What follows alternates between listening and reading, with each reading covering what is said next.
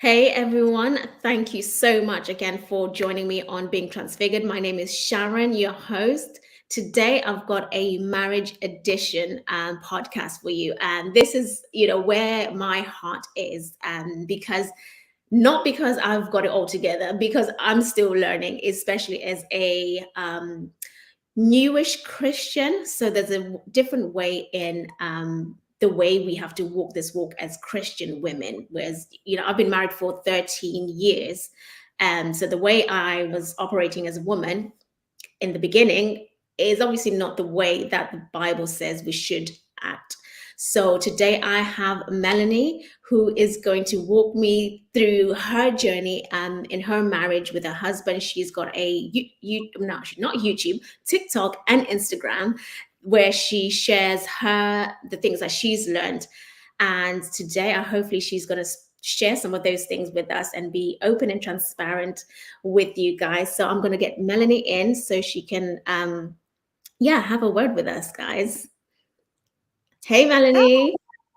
hi How everybody. are Here. you? We're finally here. Yeah, we're finally here. I'm so I know happy to be. it's been a bit of a roller coaster trying to get us together, isn't it? Yeah, it has been. It has been. It But has thank been. you again for being here. I really, really appreciate you taking time out to Oh, be here. I'm so Um, grateful. I'm honored. I'm honored that you would bring me on into your space. I'm grateful.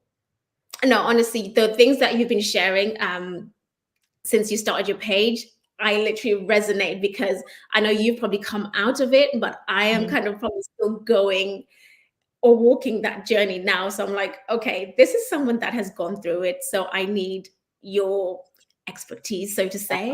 Yeah, Um, Me and other women out there, that may be struggling with certain things in marriage. yeah, Makes yeah. sense.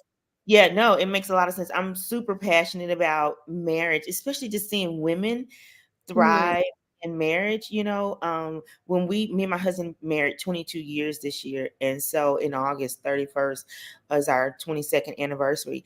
And I'm learning to celebrate, just mhm. years, because I like last night I met someone, and they have been married for so many years and they're divorced, right? And I'm like, oh my gosh. And they were just like, they were celebrating where we're at in our marriage, because they just did not have it. And so I remember when we first got married, zero we had zero role models. And so we found this one couple, and we remember them giving us so many nuggets. So it just took a long time. Like, we just didn't have it. So we want to be, role models, and we wanted to create a space where people can have that advice that they need, because we just didn't have it. And so we've always wanted to create a space. And so I'm hoping that I'm creating a space, especially for wives, and people who just need, advice, nuggets, that just need that extra push in their marriage, because marriage is good. I know, like, the world will tell us, oh, you don't need that piece of paper, or you don't need this, or what have you. But marriage Mhm. is good, and God created marriage, and He ordained marriage. I always tell people that, aside from your relationship with the Lord, marriage is the second most important relationship that you'll ever have, right? That intimacy, like, so I'm all about creating a space where we can be free to live and learn, and enjoy and really honor marriage, right? Yes. Yeah. Oh, thank you for that. Honestly, because we really do need that those role models, just like children, like or teenagers, they need that role model, someone they can look up to and think, oh my gosh, I can do what they're doing, I can thrive too. So just like marriages, when you're in your baby stages of marriage, you're like, who can I look up to that I can relate to? Yeah. And especially someone that's sharing very openly, because sometimes with marriage, people just say, oh, we got here by the grace of God, and that's it. But it's like, okay, but what are the practical things that you guys did? Because I'm going Yeah. through this. Can you support me or help me practically in my walk? And I think this is where people like you are very, handy and needed, Yeah. because 22 years is not a joke. Right. No, it's not It's a joke. You know, the practical thing, Sharon, you hit on something. I do not know why people are so. I understand that people want to, it's like, I think me and you talked about one time with social media, how we yeah, just feel so covered when we just, it's like that place where it's like, I feel kind of, but it's necessary. yeah, I think sometimes people just want to either safeguard their marriage, or things may not be going the way that they want them to go, and so they feel very vulnerable when they're sharing, about marriage. And so, but for us, and we've been there. We've been there because we haven't always had it, and always it's always been good, but there have been moments and times where we've experienced hardships in our marriage. And mm, so more, but we've learned that, what, it's in our vulnerability that people, are most affected and healed through the things that we are able to share. And so a lot of people, their marriage, they're just like, it's like a little cocoon, like, oh, I just want to hide this and I don't want to share. But and again, I've experienced that too. But now this year I've just gotten the freedom where it's like, you know what, let's share the good, bad, the ugly, the indifferent, all the things. Let's just talk about it all. yes, yeah. And talking about that, how old were you when you got married? Talk us through, like, the when you first got married and all of that. Yeah. We were really young. So I met my husband in high school. And I met him in high school, and he was my husband is a lot of fun, and he's funny. He used to be really quiet. He's not as quiet anymore. And so I was really intimidated by him and his personality in high school, because Really? because he was like sharp. He was just like a sharp shooter. And I'm like, oh my gosh, he is like borderline mean a little bit. So I was intimidated by him. So I remember we were walking down the hallway, and I had a classmate, and she had a class with him, and she was like, oh, look at him, and he turned around and he looked at me, and we had this, it was like a moment in time where we were very much like it was like, the tension, the Yeah, chemistry, it yeah. happened in a look.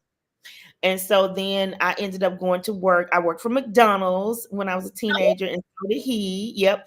So we met at McDonald's, and fun story, we met at McDonald's. Well, we met at school, but then we got to know each other at McDonald's, and then I left McDonald's, and then I And how left. old were you at this I time? was 16. I was 16. And so, but then, and he's 3 years older than me. But then yeah, he's 3 years older than me. So he was 19. So I left McDonald's, and I went to work because I was bougie. I went to work at the grocery store, honey, and make Okay. more. Okay. I was more money at the grocery store. And so I don't really know how oh, he got my phone number off of the wall, because they would put all the workers' numbers on the wall in the break Oh, room. Yeah. yeah. You He got it got from my there. off of the wall and called me. Yeah, yep.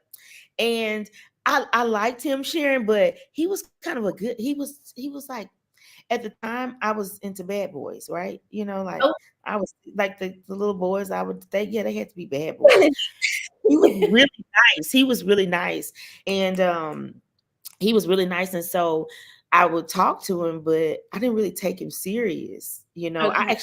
I went off to college and everything. Like, I went off to college, like, and he was like, I went off to college a couple hours away, and Mm, from us. And so when I was 19, I came back to my job in the summertime. And the girl that worked there, she was like, hey, Shamar he came by here looking for you, him and a guy, his friend at the time. He came by the job looking for, I'm like, for me?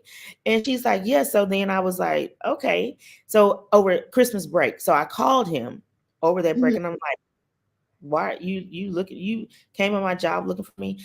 And we just, from that moment on, we just were pretty much inseparable. So we started talking and, like, hanging out in 98, and then that was 2000, and that was in 2000. And Mm. so yeah, that was in 2001 because it's over Christmas birthday. Yeah, Right. that was in 2001. So it was like January. Um, and then we started, he would come where I was at, like 2 hours away. My family met him. And I Ah, remember it was Easter weekend is when we really started, like going hot and heavy, so that was over Christmas break. So January we was just talking, and then in Easter weekend we were going pretty hot and heavy over Easter weekend. And we were determined we said, okay, we're going to do this thing, we're going to be together. And then in 2002, February 2002, Valentine's Day, he asked me to marry him. And I knew that we weren't going to date a long time. Like, so right. that's no, like, I don't believe in long courtships. I just don't. I just Don't believe, you? like, as a believer, it leads to, so I feel like when and I feel like Yeah. as believers, it can lead to so much. I mean, you run the chances of being intimate. The heart starts doing, your heart Right. intertwined. So either we in it or we ain't, right? And Mm. so he asked me to marry him in the next in February of the next year. And then we got married like in August. So 8 months or 6 months or 7 months later, we got married. And everybody was super excited about us getting married. I was the first when my mom had it's 4 girls, right? And I was the first out of even her siblings to get married. And, Really? yep, and not have a child out of wedlock, not that they're, I'm not knocking it, but No. just, Yeah. just to do it the white picket fence textbook. Mhm. I was the first one to do that. And so we got married, but we both had things, right? We Mhm. we were not, you know, there before we got married, I've always been in the church, right? So let me just break it down from the Christian perspective, because I've always been in the church, even since a little girl. But I wasn't always living for Like, Jesus, right?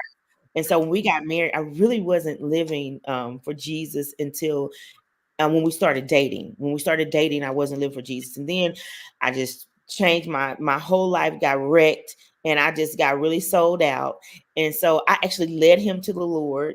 Um, oh wow. yeah, yep. I led him to the Lord, but I also, before I led him to the Lord, I also led him to my bed.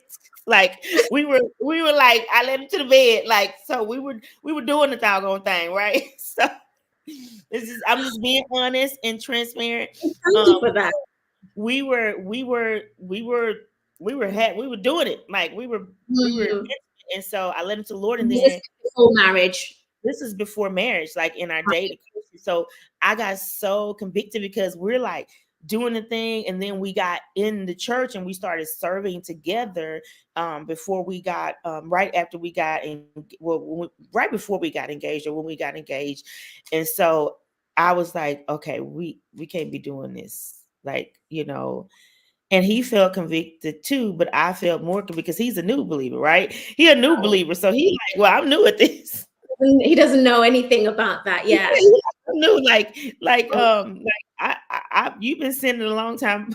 like we like how you gonna start this and then say stop? And so anyway, we Yeah. ended up stopping. And so I remember I was telling a couple, I was meeting with a lady the other day, I'm mentoring, and I was telling her that when we got married, when we got engaged, the Lord just started blessing us with so many things. Like our church had a wedding for us, and somebody blessed us with I think it was like 3 or 6 months of our apartment rent. Like they just paid for it. Like, yeah, furniture. We got Wow. to go pick out furniture. Like we had the most crazy. God just started opening up doors. And so, but the thing is that so for like 6 months it was, before we got married, we just stopped having sex. Like I'm like, we can't do this. And he felt it too. Like, okay, we can't. The way God was blessing us, and the way we just wanted to honor the Lord anyway, so we stopped, right, having sex. But I remember when we got that apartment, I think it was like a couple months before we got married, and Yeah. we in the apartment, we fixing up the apartment, and putting everything, because we about to get married in a few weeks, Yeah. and just being around each other. It was like in a space where nobody's at, where it's about to be your home. It was a little tempting, and so it was a lot tempting. And I remember my husband was like, can you stay with me tonight?" I'm like, "No," because my aunt lived in the same place. I was like, she lived not far, and I'm like, and I was staying with my aunt, and I'm like, "No, I can, no." And so then I'm like, "Well, can I?" Like, we both are like having moments where one is weak and one is strong, and so leading up to the month that we got right before we got married, we were having these moments where it's like one of us is stronger than the other, and I'm like, Yeah. "No." I'm telling you, I will never forget. I will never forget, and I feel like I'm gonna get some jewels or something in heaven because of the way we resisted that day. That Like, is yeah, amazing. that day. So I ended up leaving. I remember everything about that day. I ended up leaving. I was like, okay, because we were fixing the house and putting everything where it needs to be, and there was Mm. furniture that we were putting, and I'm like, yeah, I can't finish this tonight. I literally ran. You know how I said flee? The Bible say flee. Yes, that's what I say. Flee temptation. You literally did that. I literally ran because I'm like, I had to flee from the temptation. And Mm. ended up getting married. Like, I think it was like a couple weeks before, a few weeks before or something. But Lord, it's real. It's real. The scripture says it's better to marry than to burn. We were on fire. We were burning. Like, That's the thing that I'm going to sound a bit like juvenile, but you guys were getting married in 2 weeks. yeah. So some people might say, oh, so why wait? Yeah. Well, why? What? I mean, I just think that there is something. First of all, okay, number one, when you enter into a relationship with the Lord, and you Mm. really, you don't, it's not this whole romanticized thing, like people, in my opinion, that people Yeah. say, when you get saved, it's just like when met Tommy, or when I met Shamar, like, it wasn't always an instant thing. The more I get to know my husband and the more I know him, the more I fall in love with him. Even after Mm. all this, I'm still learning facets of him and of who he is. And so Mm. when you come into relationship with the Lord, it is like, you're entering this relationship is no different than, when you're in relationship and covenant with people in a human relationship, like even with your own children, like when you're growing a baby inside of you, you're loving this baby, and you're loving, and then when the baby comes out, you're like, I'm in love with this creature. And then the more their lives are going, and the more you see their personalities, you're falling more in love with them. And so it's no different than with the Lord. Like, when you come into relationship with the Lord, the longer you're in relationship with him, the more that you experience his goodness, the more that you experience his mercy, the more that you experience life with him, you begin to fall in love with him, right? And so God is not, he doesn't require, it's not required that you just it's not automatic, like, oh, I'm so crazy and sold out for Jesus. You have those people that have zeal, and you have those people that, sometimes it happens, but that's not the norm, right? And so it's just that I want to honor the Lord. Like, my heart really is to honor the Lord. And so and so is my husband's heart, right? Just want to honor and please the Lord. And so that was the biggest thing for us, right? The next thing was that we wanted to honor and please one another. It became a point where my husband, he wanted to respect me physically, and what I desired in a marriage, that we had shared our hearts with each other. We knew where we came, our backgrounds, where we came from, our families and stuff like that. And we hadn't had that. We hadn't had that level of purity. Even as a young girl, I experienced things like, I've been through things as a young girl, like molestation, stuff like that, and so the purity, we wanted to honor my husband wanted to honor purity for me, and so and I wanted to do the same for him. And if I'm being honest, I'm just being honest, like I was more promiscuous as a young girl than he was as a young Right. man, Right.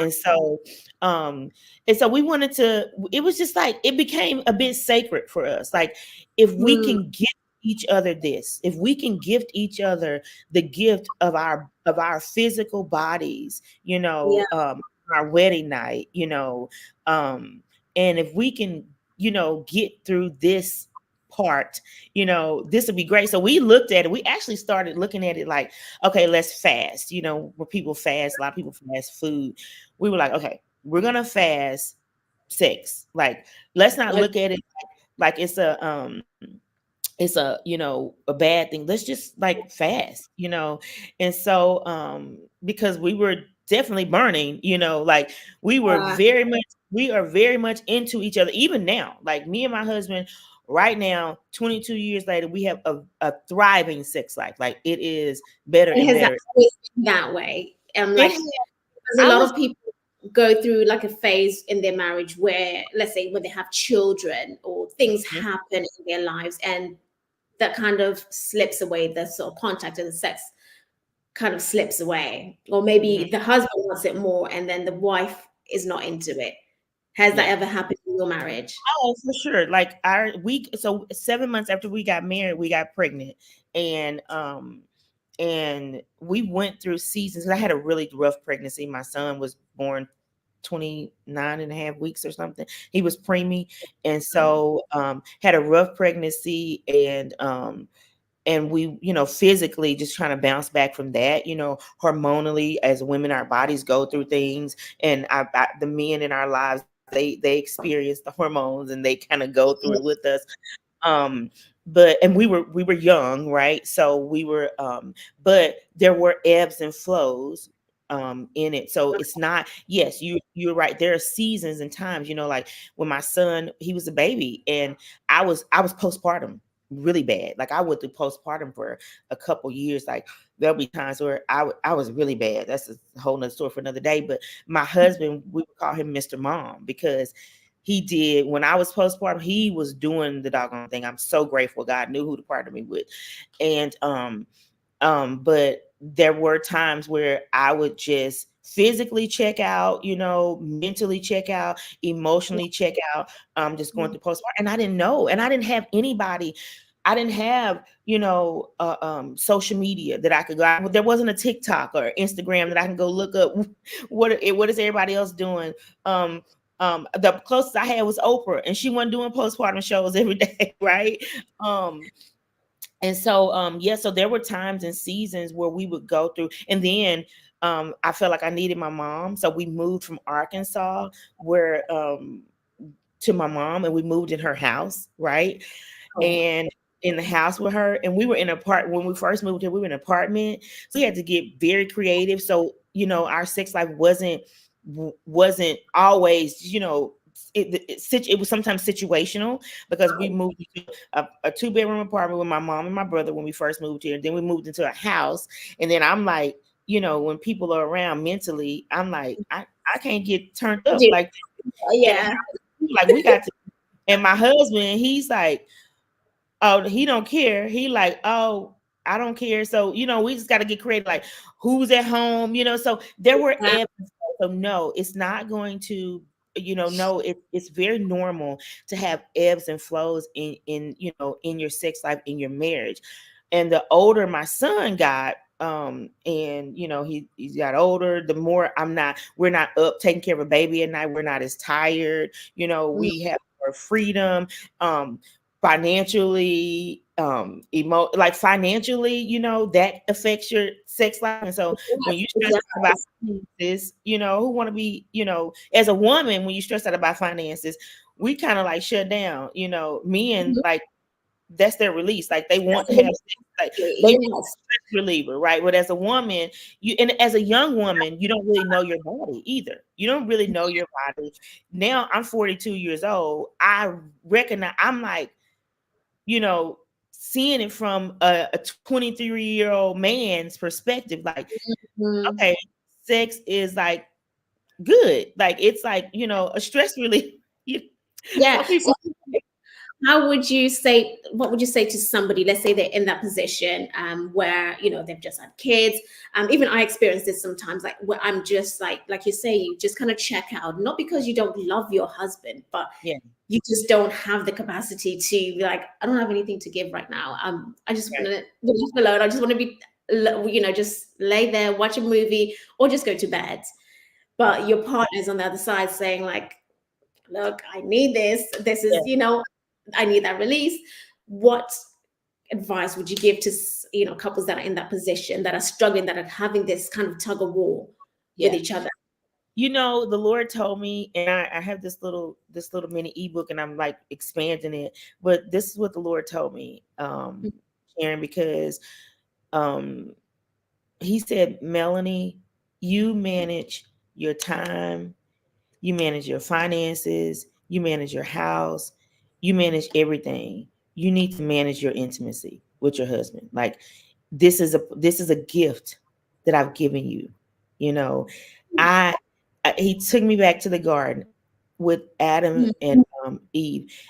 They were a gift to one another. You know, he blessed Adam with Eve in the garden. They were a gift to one another. And then he told them to be fruitful and multiply. You know, the fruitful was the intimacy.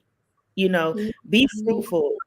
Fruitful was a sex. You know, he Right. like a commandment, like be fruitful and multiply. And the Lord just told me one day, he's like, you manage everything else. And I need you to manage your intimacy. And I want you to teach people how to, you know, manage your intimacy. And so it's all about priority, right? You know, Oh, even when I mean, and I know people who have little kids, and you know, it's like time, and we've been there where we had our son, he was young, and then there were seasons where he was going through physical sickness, and we had to be, and I remember even with my son going through at one point he was like having seizures when he was young, and he had to be with us, and he had to be in our room yeah. all, Yeah. all the time. And we had to get creative. We were in the closet. We had made a makeshift bedroom in the closet. We just had to get creative, right?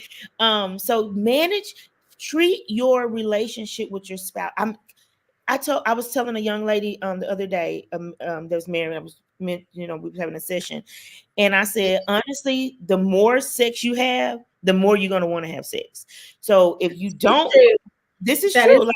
You know, when you and Tommy got a babysitter and y'all want to, you know, when you want to get, you know, we had a babysitter and we was getting down, right? We like, okay, this is great. But then the moment we stop, it's like, oh, okay, we yeah. ain't, it becomes like a thing. It's like, but the more you have, the more, so it's all about just, it's a mind over matter, right? It's just like, okay, I want to prioritize, and the connection that you feel at any time, you feel closer to your spouse when you guys have been intimate, period, right? True, When you, because you can argue less as yeah, well. Because I yeah, have, when we don't have it for a long time, we do have these annoying little, you know, arguments. It's like over silly little things as well, most of the time when you look back at it. yeah, And then when you think like, why are we arguing? And yeah, it's like, okay, we haven't spent time together. We haven't been intimate. mm-hmm. And so that I do, as you're talking, I'm just thinking back in sort of my own life. I'm like, okay, yeah, that is true. Yeah, That is true. yeah, yeah, because But there's something that thing. So it's just like, so even like when you go spend time with the Lord in prayer, when you yeah. just get solitude and you spend time with the Lord in prayer, you Mm, feel a weight lifted off of you. You feel freer. You feel closer to God, you know. And the when you don't do that, you feel further away from God. It's the same as your relationship with your spouse. When you do the thing, the one thing, right, that nobody else can do with your mm, spouse, the mhm. one thing, nobody else gets my husband that way. Nobody else gets the opportunity to have me that way. So when I Mhm. experience the one thing that I can do only with him, there is a connection, and there is a deepening of intimacy that comes like nobody else. And even for men, right? For women, for men, when you're intimate, when after they have sex, let's be honest, after they have sex, you can get anything out of them. Like, they are an open book, right? That is true. They become an open book. And so they need, like my husband needs that, right? I want to meet just like he takes care of us financially. I mean, he's a provider. I want to meet his need in that way too, Yeah. because he needs that, right? And so yeah, we and you understand the ebbs and flows in marriage, right? And like not comparison. So I'm in a season where my son is 21 years old. He's older, and my son is funny. And I'm gonna tell you, my son is a trip. We were in the bed sleep one morning at 6 o'clock in the morning, and we hear our bedroom door being unlocked, right? He's coming in there to our bathroom to get toothpaste. And so his dad was cooking breakfast, and he said, text Princeton and say, what would you have done if we were in there having sex? And my son, he said, girl, this parenting young adults is on a whole nother level. This young man said to me, that's on y'all. Oh, He don't care. He does not care. We're pretty open, and we talk about all manner of things in our house. But he said, that's on y'all. He said, so no embarrassment, no shame, no, just that's I guess no shame. So we're at a stage in life, where we have a level of freedom. yes. He just gave us some extra freedom, like in our own house. Well, we have a level of freedom that, where we can, be, and I'm for, like, the older you get, the more you know your body, the more you know what you really want, the more you know what what you like and enjoy. And so we communicate, we talk about sex. Like, you need to talk to your spouse. You guys need to have real conversations, map out goals, about what you want in your sex life. Like, you really this needs to be a conversation, like what you like, what you don't like, because I know we have counseled couples that have, where the husband or the wife had been doing something the same way, and they didn't like it, and they didn't even know it for a long. So just be open and honest, but also recognize where you're at, what season you're in life, and give yourself grace. So for like you mamas out there and you parents out there, you're in a season of parenting. So it's not going to be like it was when y'all first met and you didn't have kids always, right? You're going to have moments of that, but it's not going to always be like that, because you have kids, you have physically, you have that, you have to attend to them, you have to put them in the bed, you have to do the homework, you have to do all the things. So you don't have your time is not really your time like it used to be. So just give yourself grace and be kind and gentle with yourself based off of the season that you're in. Me and my husband, we can have this explosive sex life because we got a 21-year-old. We're not putting him to bed at night. We paying his bills. I mean, it may be better if we didn't have to pay his bills. But give yourself grace, mamas and dads. We just say like we need to like you say, prioritize time, like maybe put it we put it in the calendar to say, okay, this Thursday, this is what we're doing. Yes. Do you think that practically put it on the calendar? Practically, like the dates, like even if you gotta plan it out a month ahead, because sometimes it's hard to get babysitters. There are people who don't live around their family, so they have to practically put it on the calendar, even if it's a weeknight where you say, okay, the kids are in bed at this certain time. This is mom and daddy's time. We have to have this time. Do that. Put it on the calendar. Come in agreement about that, so that you guys can both be in agreement about that, so that it's not, the husband like, oh, surprise, surprise, or you like surprise, surprise, come in agreement on Tuesday nights.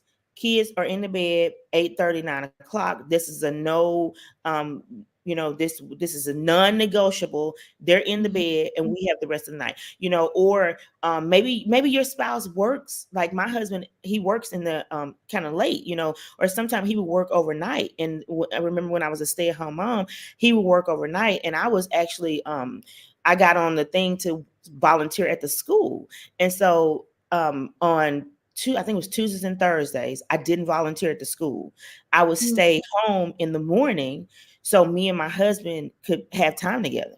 Like that was our time, like in the Yeah. morning, because he worked overnight. So I would stay home so that when he got off work, we could be together. So he knew on Tuesdays and Thursdays, that was our time, right? Dedicated time. Now we could get it in any other time or do have any other moments, we would try. But on Tuesdays and Thursday morning, that was our time. So like, and that's okay. And that's not going to take away from the spontaneity of things, because you can Yeah. still be spontaneous. I know there's some people are literally driven off of the thrill of being spontaneous.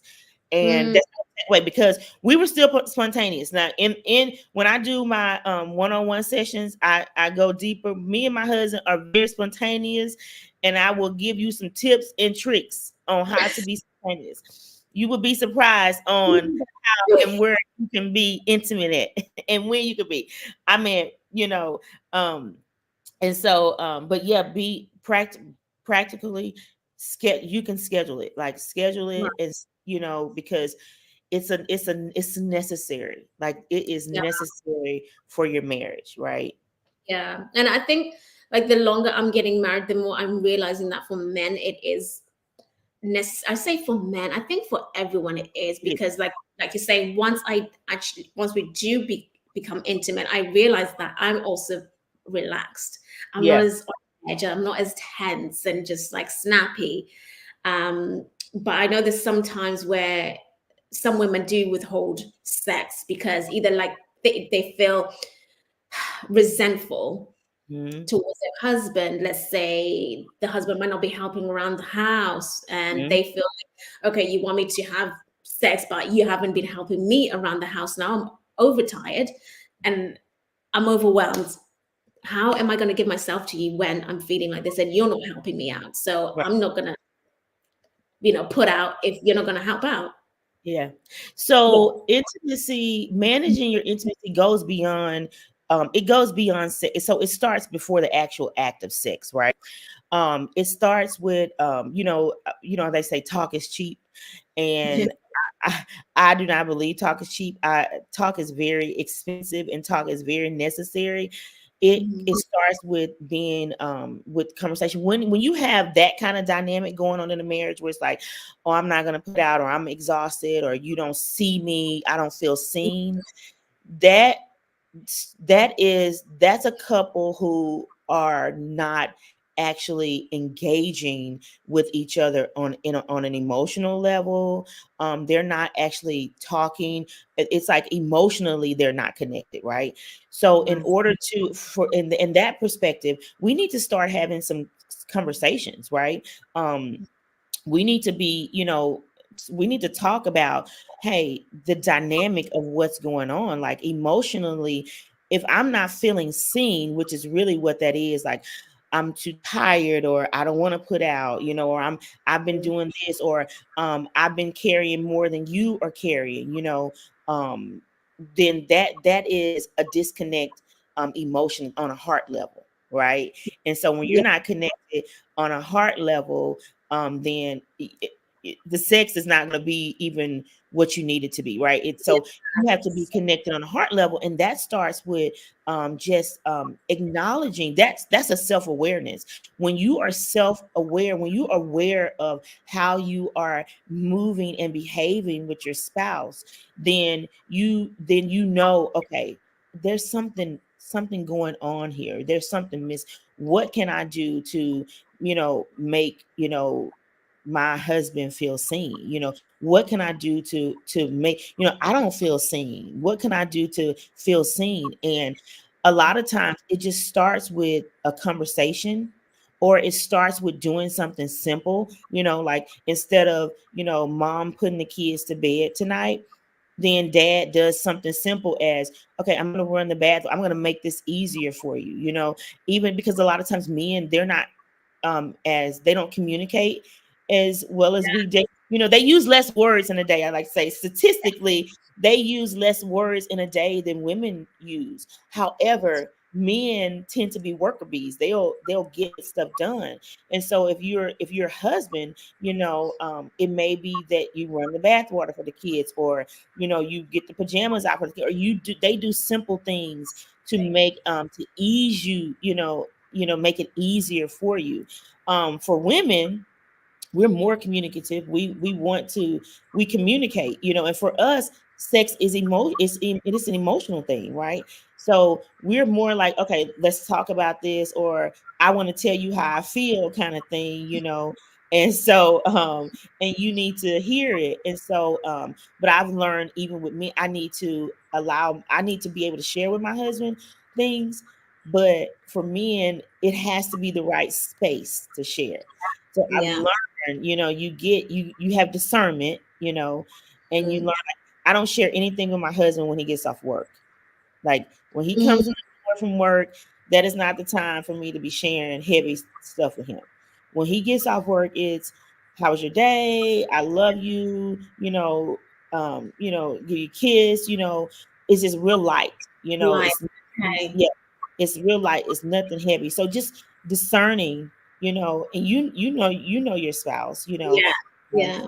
when you guys are not coming together, that is, or when you're not, when you feel the disconnection, that is Mm. beyond, a sexy, that's on an emotional level. So you have to be aware of yourself, and what those triggers are for you, or Yeah. how you respond emotionally.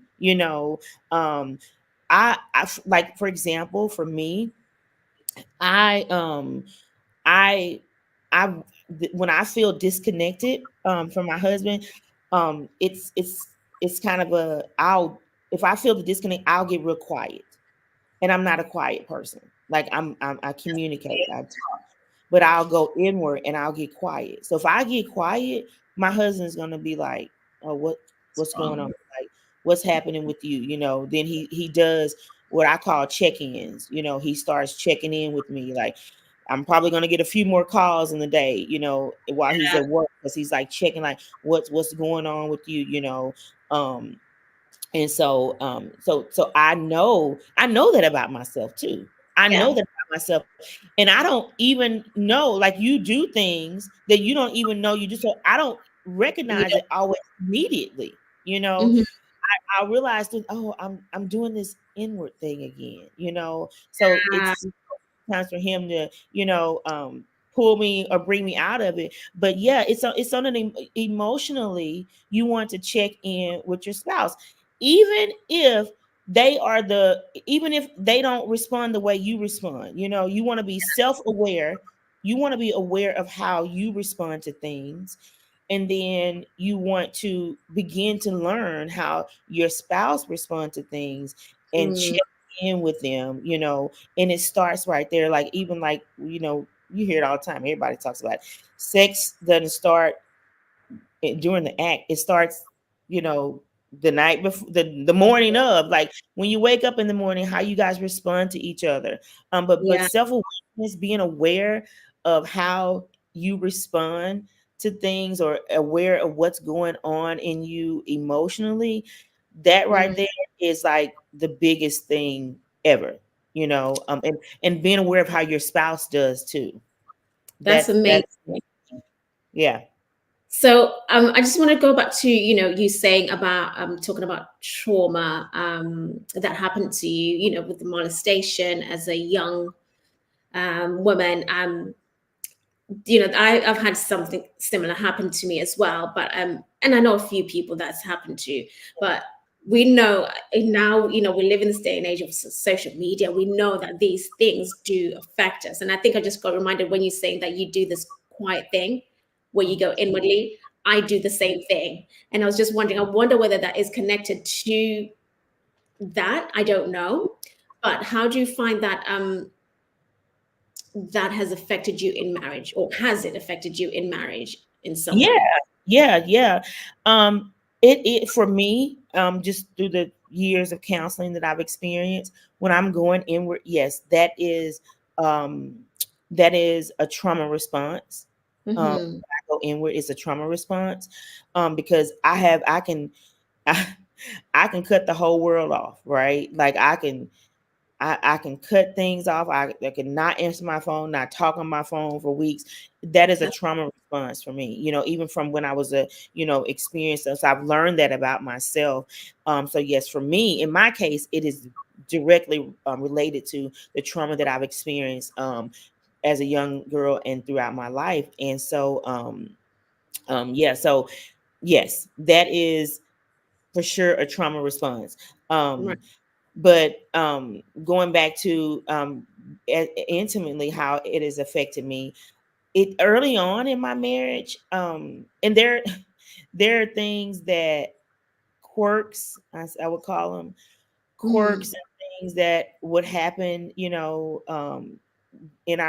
times of intimacy that I would say, oh, I don't like this, or don't do this, or Right. don't touch me this way, or don't do that, and I didn't realize like that, Where's it come from? yeah, that where it came, because honestly, you can have those things that my husband could do something to me and I'm like, oh, this is the best thing ever, and he can Mm. do that same thing to me 2 days later and I'm like like, and Yeah, I'm freezing up like this is not good, and I've learned that was a trauma response from that's so interesting.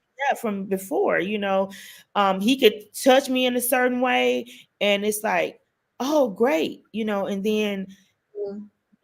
next week can do the same thing and I'm like I don't understand. so working through those things, so we've had to work through some things, Mm. and he's now, women, we've been married a long time, he's uber sensitive to my quirks or things that I've experienced, and I can't say that they've 100% gone away, if I'm being honest with you. I can't say that they were 100% gone away. In although I'm talking about intimacy, I can be kind of shy because my husband is super affectionate. I remember we got married, and at the altar, I'm like, oh gosh, this is the kind of life I'm going for. When they say you can kiss your bride, he gave me the cringiest kiss, like in Oh, front of the whole you church. go all in. I'm like, oh my gosh, this is horrible. I mean, he went. I was very, because he's quiet, and I didn't even expect that from him. I'm like, this was like XXL, like way to He was, kiss. come on, you made him wait for that Right, long. He was right, ready. right. Ready. I did, and he gave me the cringiest kiss, and so now I'm just learning that my husband likes to surprise me and do stuff like that. So I'm not caught off guard about it as much, but I'm still kind of like, if That's you're okay. in a grocery, if you groping me in the grocery store, like I I'm saw a like, video. I saw a video of him like groping you. He like, stop. yes, he does that to me, and I'm like, oh gosh, like, so I could be shy about that kind of thing sometimes, although I want to teach people about the Mm. health of sex and intimacy, but then you grow up with me, I would be shy. And so I have learned through counseling that a lot of that is just like a trauma response, like I'm still like you know coming out of some of those things. So yes, yeah, the Ah, as a young, when you have had trauma happen to you, whether it's molestation, whether it rape, maybe it's trauma can come in the form of you've had a near death experience, you know what I'm saying, trauma in the form of infidelity in your marriage, or trust issues or something like that. Then yeah, the way you respond intimately, that if you notice some things like, oh, I'm responding a certain way, yes, yeah. that is because our bodies, the makeup of our bodies and the makeup of our bodies, and even our spouses, like my body, your body is going to respond to your spouse, right? Mm. So when it doesn't respond to your spouse, you know, then they're wondering why, and you're Mm. wondering why. You know, I have learned, because me and my husband we're in a healthy place, and we have done the work to be really connected, that my body responds to him. Like Yeah. my body's gonna respond to him, right? But I now know that at the place we're at now, because we're healthy, and I've done my own personal work, right? And Yeah. so, like, I've done counseling, I've done a lot of inner healing from the things of the past, so now I'm freer, and so even in the place of intimacy, so I respond even the more to my husband, like physically, Right. my body responds even more, because I don't have a lot of layers of junk, right, going Yeah. on. And so now I've learned that, that once you as a person who's experienced any kind of trauma, it affects you intimately. It affects you intimately, like, not just with your spouse too. I want to, because there may be somebody who's listening to this and not yet married. It's not just with your spouse. It affects you in your friendships. It affects Mm. you in your relationships with your family. Mm. It affects you in all kind of ways. The way you respond to people, that you're connected with, it's a definite trauma, response. It's based off of how you have dealt with the trauma or things that you've experienced in your life. Yeah, yeah, Wow. That is insane, because I know there's a lot of people that are like you and I that have gone through something yeah, traumatic in their life, and they can't pinpoint why is it. I feel like I know I love my husband, or actually we can even say, because I'm sure husbands have gone through that, and they have some sort of reaction where they might not feel like they want to have sex. yeah, um they probably, the other partner feels like, oh, they don't love me because they don't want to have sex with me, but it's like, no, it's not that. I love you and I want to be, yeah, intimate with you, but I just can't. yeah, yeah. Yeah, no, even in that, and they love you. They Even with men, they process different than we do. They're more Mm. inwardly process. They process more inward, and so even as a wife, give your husband some grace when they're not responding in the way that you feel or deem that they should, because most of the time they're processing, right? I know, like with my husband, and they're processing, and they don't I remember when we were going through a tough season in our marriage, and we went to counseling. And when we got in counseling, it's so funny, because I'm like, fix him, like I'm going to counseling with him because you finna fix him. And we got in there, and the counselor was like, I know you guys came for your marriage, and yes, you guys are in a tough season. Yes, we need to address and deal with that. He said, but y'all need individual counseling. And he said, because he has a lot that I'm more expressive with my trauma and more willing to deal with it, but he has a lot that he needs to unpack. And I wasn't seeing it. I didn't see it, right? I Mm. wasn't seeing it in that way. So we had to go individually to counseling and begin to unpack our junk. And Oh, when we went individually to counseling, Sharon, when we got back to when we would come after he would do his sessions, he could come and unload and talk. My husband was really quiet, right? He wasn't a talker like as much, right. but he talked there, like he would come and unload and really talk to me, because he was getting the tools, and he was able to express and release in a safe space. And that was another thing, that as a young married woman, I didn't understand the how important it was to create a safe space for my husband, right? To be able to share, right? Yeah. Um, I was because I'm the more talkative and I'm like rah rah rah this and rah, I didn't always create those spaces for him to be free and express himself where he felt, the freedom to express himself. So even Right. in that process, when I began to get my healing, just through therapy and stuff, I learned that, okay, I have to create safe spaces, because it was addressed in therapy. They addressed it in therapy. Um, Something that we would do is, I remember this one time we were in therapy and I said, well, he always does this. And the therapist said, okay, let's talk about that. And I said, talk about what? That he always does this. And they said, so always is really strong. So you're meaning to tell me that he always, you know, Oh, wow. does, like, he always so every time he cooks bacon, he always burns the bacon. And I'm like, well, I Not guess all. you don't do it every time, and so just changing the way that I saw. But before then, if I'm talking to my husband, I'm telling him, well, you always are like this, and you always are like that, and you We always do that. We actually do that as well. we do Like that. as We a yeah, I know I do that. Yeah, but in the It's grand like, scheme of things, like, is Tommy always doing that? Like, no, it's not. not every single time. And so when it came to those like little realizations, like, okay, you're right, he's not always doing this. And he began that actually was a one of those really breakthrough moments where our therapist, helped me realize that I wasn't a safe space for him, because I am I am I am continuing to break him down with this, you're always, and if I'm telling him he's always getting it wrong, Yeah, then he's not able to trust me to come to me yeah, when he's not getting it wrong, because this is how I see him. yeah.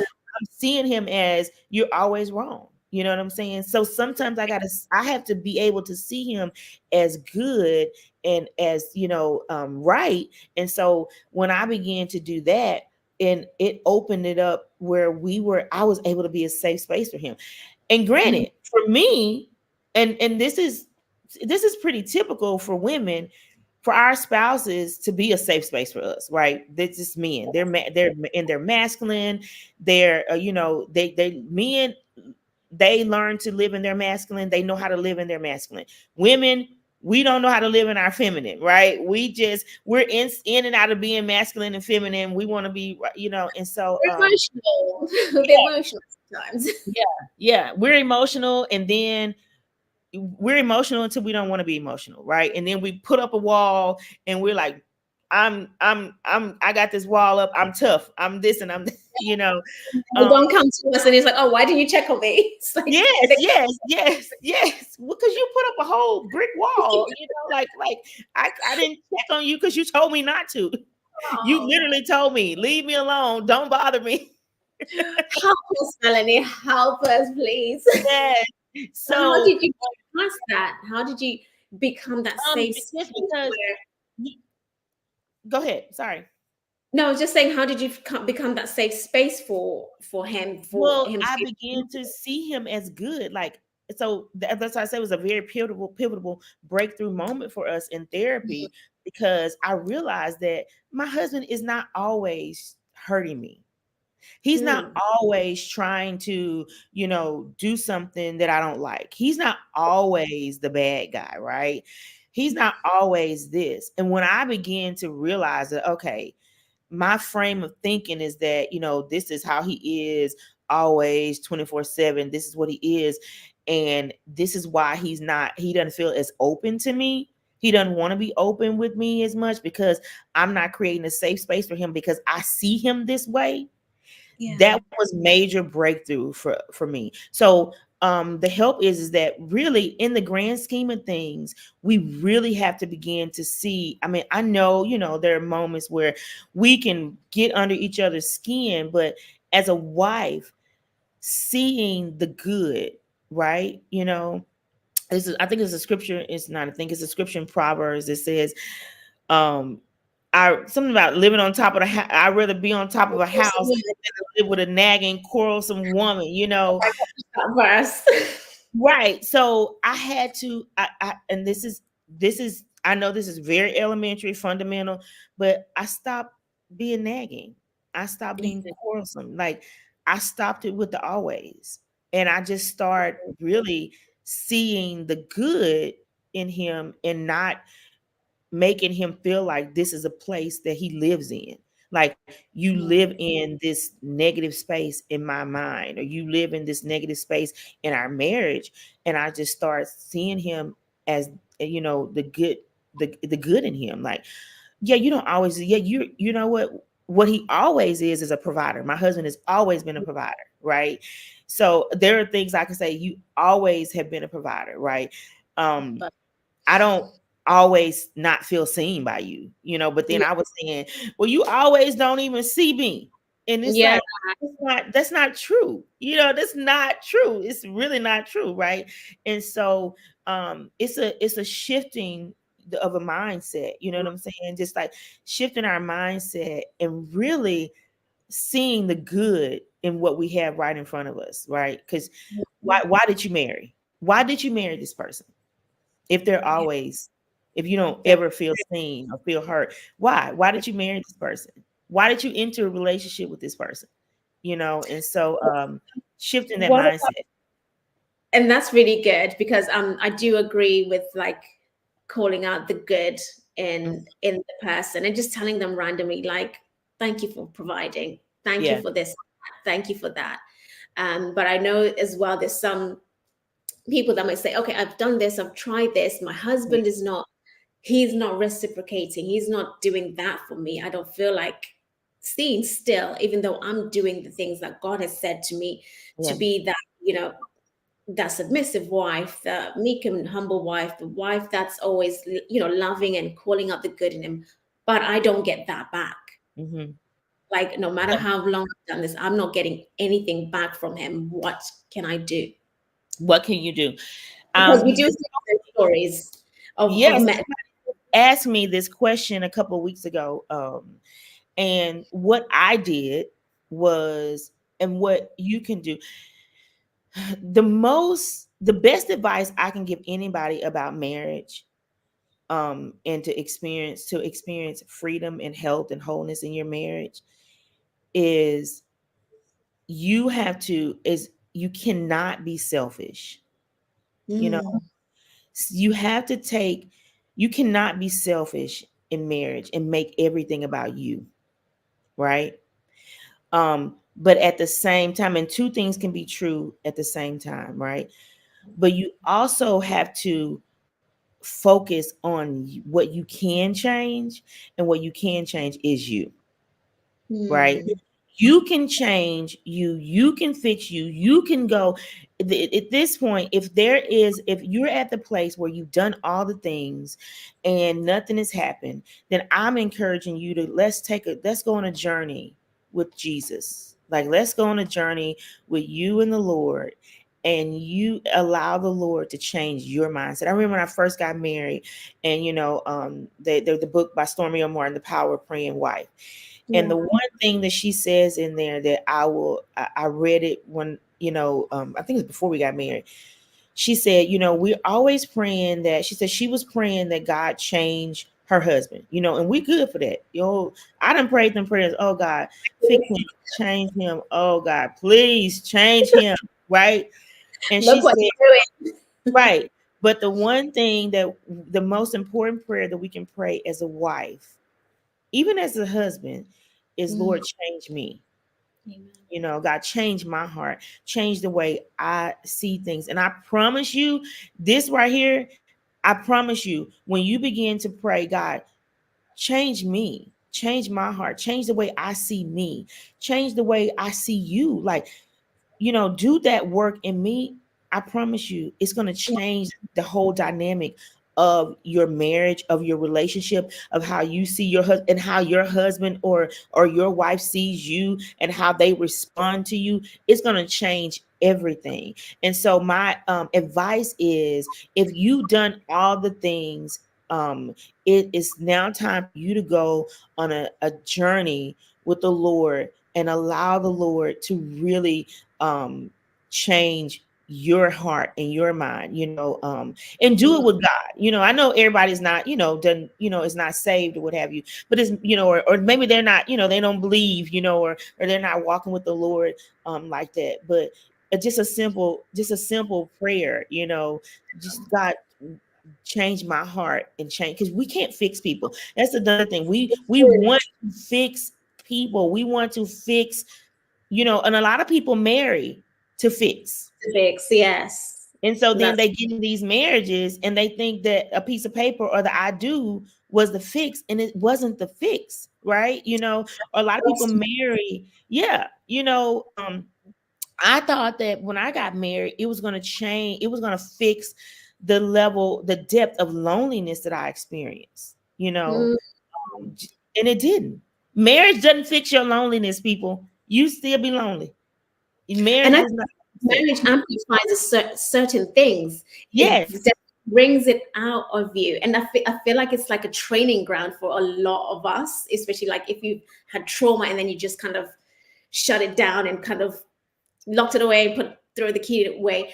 In marriage, I feel like it sort of like brings it up.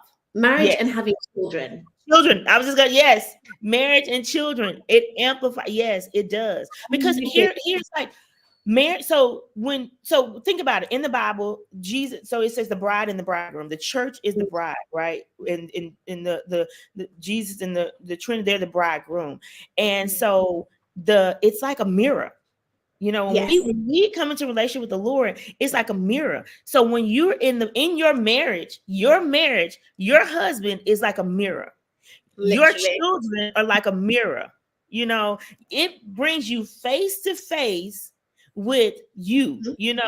All the good, the bad, the ugly, the indifferent. It is a mirror. And so that's why it amplifies. It's when you have these kids and they become your little mini me's. You like, oh Lord, what did I do? Like, right. They're a mirror to you. And the longer you're in relationship with your spouse, the more the mirror, it becomes clearer and clearer. It becomes very clear of who you are. And of who you are. We think we know who they are, but this is a mirror of who you are in your heart. And so it does, it amplifies everything. People think, oh, this is my fix, I'm gonna pray Sierra's prayer and I'm gonna give me this, and it's like, oh baby, you in for it. Whether you get a Russell Wilson or not, I'm telling you, see, they don't have the marriage that they have without doing the work. That's right? It. That's nobody. You got to do the work. Yeah, and because I was actually thinking about this, because I feel like I see a lot of people say, I'm doing the work before I get married. I'm doing the work before I get married. And I think that's really good, like to obviously recognize those things. But I wonder if people are stopping themselves from getting married because they are just so focused on this and they think, oh, I'm not ready for this. And I feel like sometimes you have to just go in it to do the work, because you may never know what else is in there until you're in the marriage. Just like a job, sometimes you have to learn on the job. On the job training. You have those people who are learn better when they're doing, and you have a lot of people are fearful, like, oh, I gotta be it's just like your relationship with the Lord. I've had people tell me, oh, I gotta get my life together and then I'm gonna come, then I'm gonna get saved, or then I'm gonna be in a relationship with the Lord. It's like, you can't get your life together. You can't do that. And so it's you don't have the power, you don't possess, you can't, like, your life is God gonna get you together. And so it's like, I know people, they're like, oh, I'm gonna do the work, or I gotta fix this or they preach to other people and say, oh, you need to do the work, or you need to be here, you need to be there. And then people feel like, oh, I haven't met the qualifications to be in a relationship that's healthy, and then they don't realize that I don't care how many classes, how what you do. Me and my husband went through counseling before we got married. It was mandatory that we went through counseling before we got married. There's something about what Sharon said, that on the job training, when you Mm-hmm. get in the thick of it, that you're still going to, there's still going to be things, right? 100%. Still going to experience things, even as parents. Yeah. It's you know I you grow up and maybe you weren't parented in the way that you felt, was, maybe it wasn't healthy or something. And so I've heard people say, I'm not having kids because I don't want to bring them into this world because this world is bad, or I need to know how to do this or whatever. But you got two beautiful girls that when those girls came into this world, the love and the way you are fiercely protecting them is Mm-hmm. beyond anything you could have ever imagined before. Like the way I love my son, even he's 21 years old, and I'm like, and he taller than me, he's into working out, he muscled up and stuff. I'm like a ride or die. Like, who Yeah. messing with my kids? You know That's what I'm it. saying? It just comes naturally. It It's that. comes naturally, so don't allow yourself to not experience the goodness in this earth or experience relational value because Mm, you feel like you're not 100% there. Don't allow yourself to do that. Their marriage, it changes you. You yeah. begin to see you, and if you really want to see you, I'm not saying that, that now the disclaimer. Let's give a whole disclaimer because People be now coming if for you you. nothing against people, but if you literally just don't go marry somebody who just escaped the mental health place. I mean, thank God for mental health and things like that, and that we have these, but you make sure that people, are healthy. I'm not Yeah, saying go marry somebody that you got to financially take care of today, right? that's it. There still has to be standards, but there There still has still to be has to be that you standards want. and boundaries. Yeah, so Yes. disclaimer. But But we're saying don't deprive yourself of goodness based mm, off of the fact that you don't feel like you're good 100% enough. good. Yes. Yeah. And You that's the thing. And I 100% believe that for those that want to get married, that God will ordain the right person for you. yeah. Like I I still am a little bit jacked up, broken in places and stuff. But I say this all the time. If I wasn't married to Tommy, I don't think I'll still be married because I see. I really believe God has graced him just the same way as graced me to handle Yeah. him. Mm-hmm. Do you know what I mean? And the things that that go on in our marriage, some couples are like, oh no, that's not for me. Yeah. Let's go. But I really believe that God has graced us. Even when I wasn't born again, when we met, I wasn't born again. He's still not born again. But it's amazing how God can still work through that. And because when I gave my life to God, I was like, okay, Lord, have your way in this marriage. Yeah. And that way that you're saying about Stormy, I didn't even know that was in there, but I literally prayed that. I was like, God, I was saying to him, like, God, change him so he can be like me, so we can be both Christians, blah, blah, blah. And God was like, what? You need to change you first. There's a Yes. lot of work that you need to do. And I'm still doing the work, Yeah.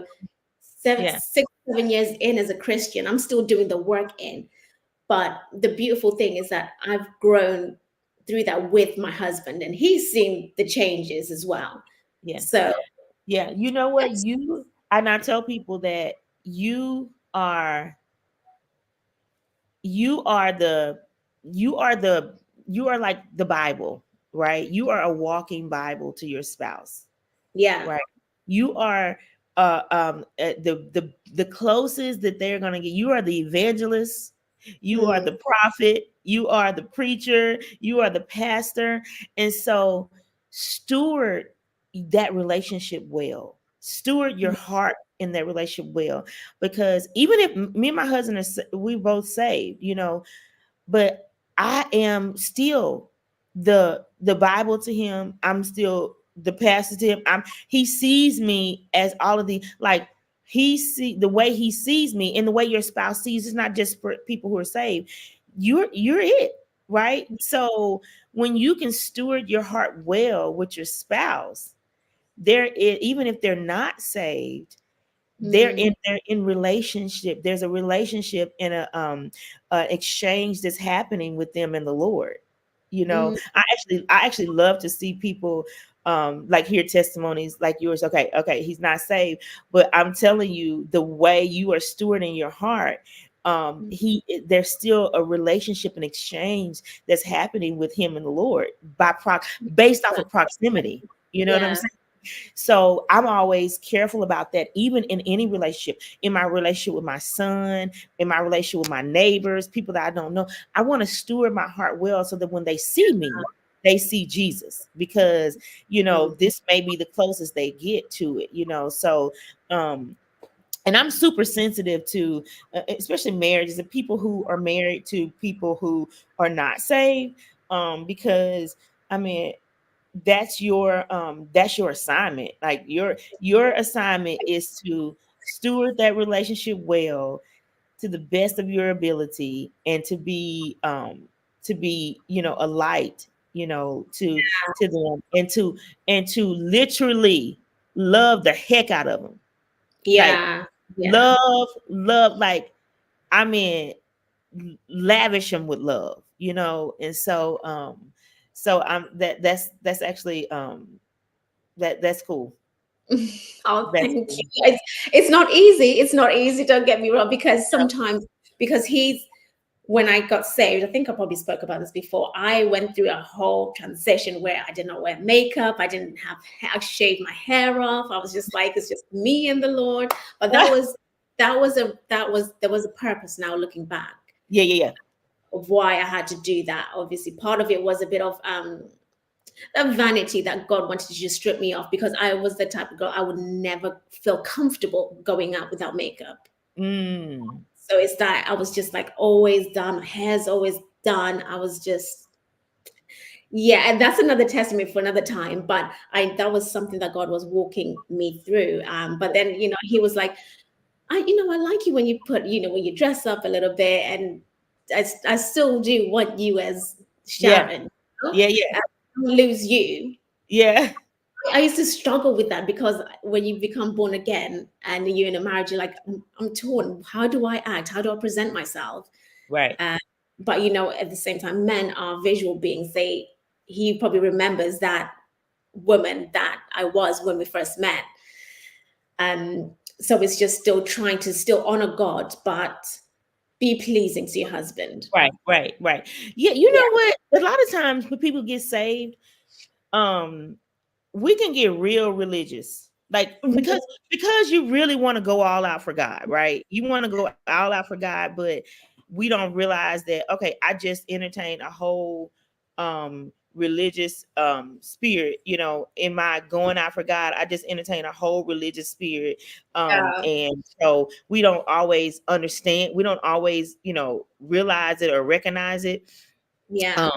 But I've seen people get saved, and then they just do this whole elaborate, change, and which is good, but you got a whole spouse, you have a whole husband or wife that you have to consider, right? It's not so here's the deal, especially when you have a spouse that's not saved.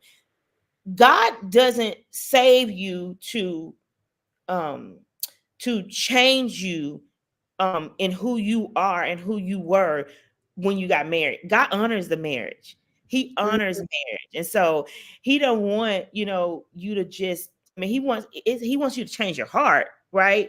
But Yeah. he don't want you to be religious. Like I've seen people, we've counseled couples where they got someone, the spouse not saved, and then they stop having sex with them, and they get real extreme, right? That's not Mm, this God didn't do that. Like, God is not telling you to just not, divorce your spouse. That's not what he's saying. exactly. You know, Yeah. he there is he wants you to bring them into the fold, not, you know, Mm, not do something the opposite. He wants to show them him and his heart. Like my husband, I was saved longer than him, and so I knew. I mean, my husband. There's certain things that he liked. I mean, he is, got a lot of swag. There was certain ways he wanted to do things, and Yeah. I didn't believe that God wanted God wanted to change him, because honestly, I was attracted to him based off of Yeah. some things, right? That God wanted to change him, in that way. But sometimes we can get a little religious. I've been there. I would get really religious. Yeah, I would get religious, and and be like, oh well, we can't do this and we can't do that. I remember I was going through a whole religious thing, with us, and I wasn't fun to be around. It's like we can't do nothing. Like he like, what can we do? I'm like, It's a real thing, because even me, sometimes I'm not even gonna lie, sometimes I do struggle with that. I do. yeah, I'm like, okay, so can I do this? Can we do this? Can I not? yeah, It's still that struggle. But I think yeah, as I'm finding, as the years go by, I gain more understanding. The more I read of the word, and yeah, the more I understand that, okay, no, it doesn't mean that you have to be just like this, Sister Sharon, just a yeah, little, nun, and don't do anything yeah, fun. yeah. And you're still you.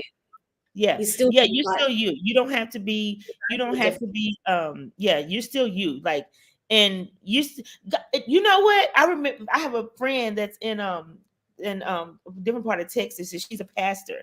And Yeah. years ago we were speaking at this event at this church, and she said something, and it just really changed my thinking. She said, "I'm bringing sexy back to the church."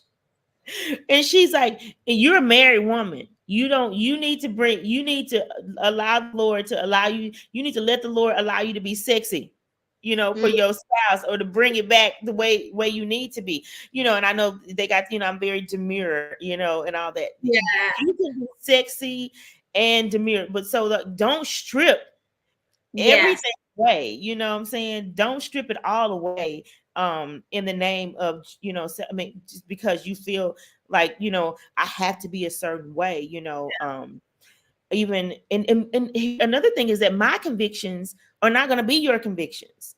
you know Yes. my husband's convictions are not going to be my convictions. My husband, it's a funny thing, my husband does not have one tattoo. Now I have a tattoo, and me and my son are gonna go get us a tattoo together. My husband, Wow. he doesn't believe in tattoos. He don't like them. Really? Yes, he's like, that's but then we've come to understanding that that's his conviction. Yeah. That's That so ain't interesting. Yeah, that ain't that's my the same. conviction. Yeah, Yeah. we've up tattoos, but I wouldn't get any more any Oh yeah. again. I would love to get tatted up. But Really? yeah, but that's not my conviction. So like some people, you talk about wine or alcohol, some, Yes. the church, some people, they have a conviction that they don't, alcohol is, a non-negotiable. And some people, they feel like, okay, I can drink some wine, but Mhm. I don't like when people beat people up because they drink wine, or they've done something, because Yeah. their conviction is not your conviction, It's right? fine, because the other person might be convicted, because if they have one drink, they have to have Yes, five it could be. bottles. Yes, yeah, Whereas yeah, someone let's say for me, if I go on a date with my husband, I'll have like a small glass of wine, because that's all I can handle these days anyway. But I wouldn't put that in the forefront for someone to see. Let's say I won't take a picture on Instagram, yeah, because I don't know who is on the other side struggling yeah, with yes, alcohol. exactly, So it's not exactly. like I'm trying to hide that I have it, but I don't, in the word, I don't see where it says that you can't drink. It No, says don't. I mean, Jesus turned he turned water into wine. I mean, And I but think it's the drunkenness that comes yes, from the wine. drunk, If yeah, you're not sober from the wine, that's the problem. yeah, And it says you have to be sober minded yeah, all the time. yeah, So I think that's where it comes, like you're saying, is the conviction, and yeah, what can you handle? yeah. So Because so yeah, my conviction and your, so it's about, so I'm with you. I don't want to tempt someone or make somebody else feel like tempted, so certain things that you just refrain, certain things you refrain from, like it may not even be wine, somebody may have you may be around somebody who has a sex addiction, you know what I'm saying? And so Yes. I don't want to Be provocative. we're sitting there, certain conversations, I don't Mm. want to tempt them with, especially they have a sex addiction, they're not married. Like I don't like to talk about I don't like to talk about sex, and what with a lot of times with unmarried people, like I'm not gonna talk to my single friends, but you know what I'm saying? So you never know what people's attempt Good. to do. But I say that to say that as a married person who is married to somebody who's not saved, Mm. also or that they are saved, your convictions may not be your husband's convictions, your husband's convictions may not be yours. So don't put that on them, right? Yeah. Yeah. And be okay with that. That's not my Yes. conviction. So hey, and even in a friendship, relationally, you may have a Mm. friend that drinks and you may not drink. That's not their conviction. That's not your. Just don't. We can be real religious when we try to put our convictions on somebody, especially Yeah. when it's not when it's not a sin. You know, um, when it's not a sin, you know what I'm saying? So now, we know you're not supposed to have sex, with, outside of the marriage bed, right? I'm not saying that you go and say, oh girl, well, that's your conviction. That's not my conviction. Well, No, that's sin. that's definitely that's sin. Like it You're states that sinning. You're that's sinning. adultery. Yeah. Right. So, but then I'm not going to I can't, I'm not going to badger you about it. I'm going to call a spade, but I'm going to continue to love you and walk with you through life. But But you gotta put it out. yeah, cuz you got to have worked that out. You got to work Yes. that out. And 100%. so, but I'm really sensitive to that, to spouse people who are, walk with their spouses and like, and just noticing the convictions. My Mm. conviction is food. So I need to, I have a tendency, like I have a tendency, I can gain weight really easy. So I need to be mindful of that. My Yeah. husband, that's not his conviction because he's fit and he's, you know what I'm Yeah. saying? So I mean, he can have a late night at ice cream snacks. Well, I don't need to, right? I see So you make me do that. yeah, yeah, Yeah. No, that's some, so good. I really love that that yeah, little segment. But I wanted to talk about something because you put a lot of stuff on TikTok, and I've got it up here where you yeah, were saying you may not realize it, but you could be suffering from walk away wife syndrome, and that may be the very thing standing between you and the marriage of your dreams. yeah. And You please know, elaborate on that yeah. walk away syndrome. You know what that is when you have you have in your mind, you've already said, I'm done.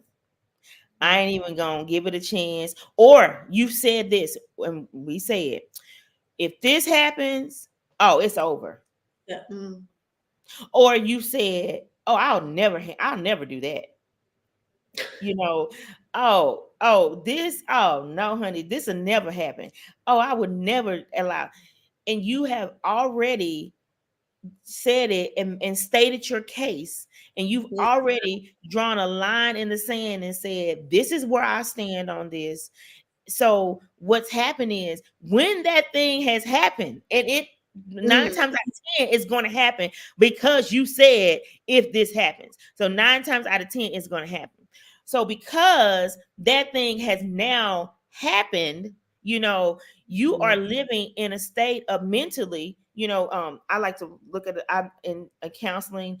I like to look at a lot of Carolina Leaf and see how our brain works and stuff like that. And it talks about dendrites, and when you grow a dendrite in your brain, it's like like a memory tower. Like this is, you state Okay. your case, and so when you say things like that, or when you fix your mind, like we say, fix your mind on something consciously or unconsciously, that's Yeah. where you stand. So as Mm. you, when you have said to yourself that, you know what, I'm not I ain't dealing with that. I ain't gonna be. and you know, or he this or he that, you have put yourself in a place where I'm already gone. I already Mm, left that situation. I already checked out of the marriage. You know, I'm good. I'm not even trying to fix this. You know, I'm right. not even going to work on this. I'm not even going to work on myself because I'm already out the door. So this is, you know, where you this is that I'm walking away from this situation because I've already done it mentally. That's Yeah. walk away wife syndrome. When you've mentally already done it, and you, whether consciously or unconsciously, right? Mm, Because we consciously walk away where we're already in the planning stage. You consciously walk away, well, I already got my exit strategy going on here. I already done changed the accounts. I already, you know, did all this and did all that. So that's a conscious. yeah. Unconscious is where you have said, um, I'll never do that, or I won't handle that, or I will never take that, or I will never give him me if he does this, you know. Yes. And Yes. so that's walk, and more people, we've all done it, we've all said it, right? Mm, You know, I'm big about words and what you speak over your life. You know, the Bible says life and death are in the power of the yeah. tongue. So, and I believe that your life follows your words.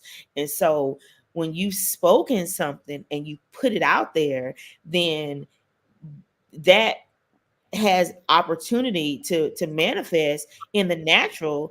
And if you already said, I'm never going to do this, or I'm not going to do this, or I'm done. Oh, I'm Yeah. done. Then that's you walking away from the situation. So that's walk away wife syndrome. Right. Yeah. No. And a lot, I think a few people do say that, like I'm gonna walk away, or feel like they're gonna walk away. And I think when you do say that, you're not gonna give Yeah, yourself a chance to, yeah, yeah, live in its fullness, yeah, and to yeah, be present in that yeah. moment, because you're just constantly thinking of like, oh, it'll be better if I'm not here. It'll be better if I'm not in a marriage. It'll Yes. be, I'll be better off as a single parent, Yep. because I can parent my children as just me.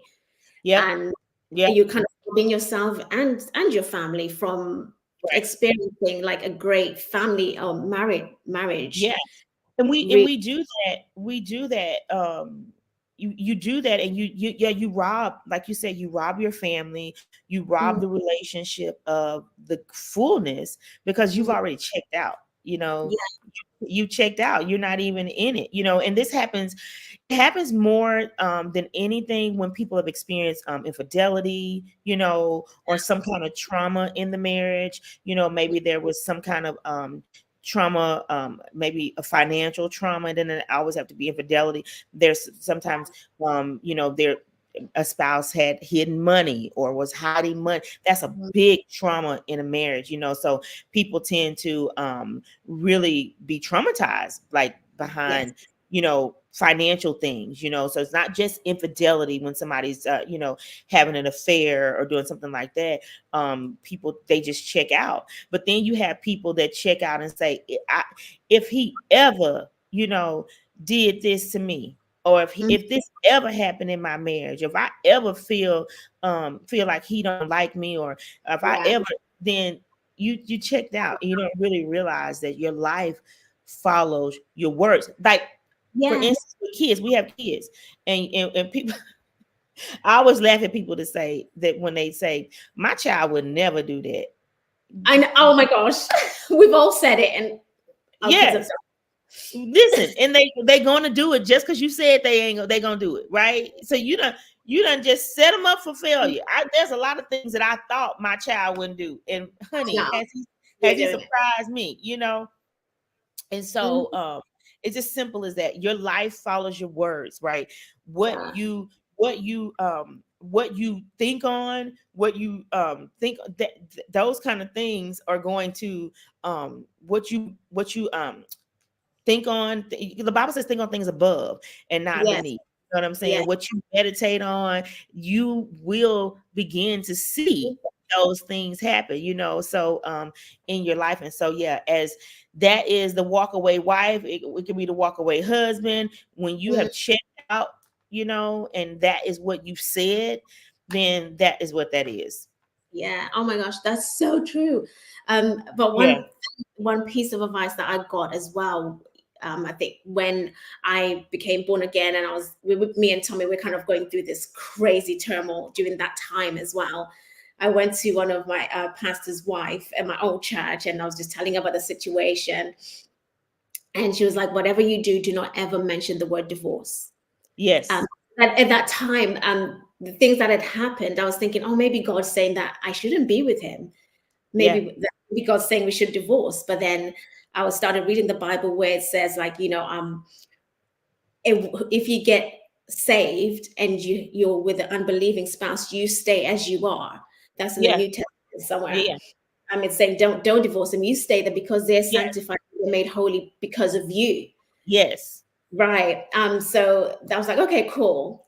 But then I went to the passive wife to say, do not ever mention divorce. We don't mention that. Yes, things will get difficult, things Mhm. will get challenging, but the moment you say that word, that you're setting yourself up for failure, so to say, and you're Yeah. giving yourself way out, and Hmm. to not actually work on those issues that Hmm. you're dealing with. Because if you break up with that, with them, you're just going to go ahead and probably repeat the same thing with the next partner because you Yeah. haven't dealt with the issue that it is, whether it's communication, whether it's whatever, sex, it's going to come up in the next um, Hmm.